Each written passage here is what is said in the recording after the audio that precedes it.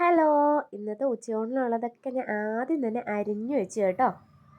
ആദ്യം ഞാൻ കൂമ്പ് തോരനാണ് വെക്കുന്നത്. പാത്രം അടുപ്പിൽ വെച്ച് ചൂടായപ്പോൾ വെളിച്ചെണ്ണ ഒഴിച്ചു കൊടുത്തു. എണ്ണയൊന്ന് ചൂടായി വന്നപ്പോൾ കടുകും കുറച്ച് ഉഴുന്നും കൂടി ചേർത്ത് കൊടുത്ത്. ഉഴുന്ന് ഗോൾഡൻ കളറായി വരുമ്പോൾ വാഴക്കൂമ്പ് ചേർത്ത് കൊടുക്കാം.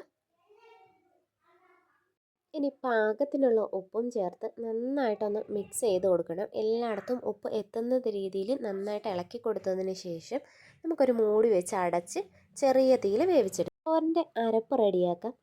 കുറച്ച് തേങ്ങ എടുത്തിട്ടുണ്ട്. ഇനി ഇതിലേക്ക് നമുക്ക് 2 പച്ചമുളകും വെളുത്തുള്ളിയും ചേർത്ത് കൊടുക്കാം.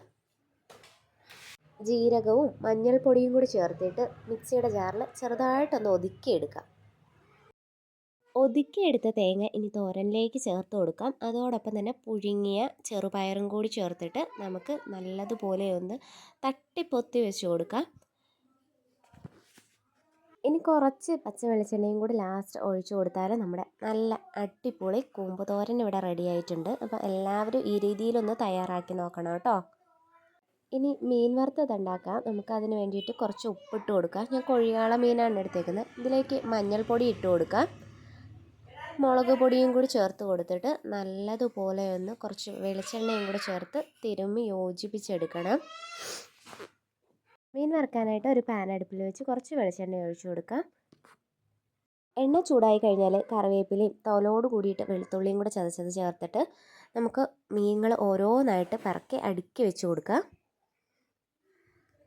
മീനൊക്കെ ചെറിയ തീയിലിരുന്ന് ഒന്ന് മൊരിഞ്ഞ് വരുന്ന സമയം കൊണ്ട് നമുക്കൊരു ചമ്മന്തിയും കൂടെ ഉണ്ടാക്കിയെടുക്കാം.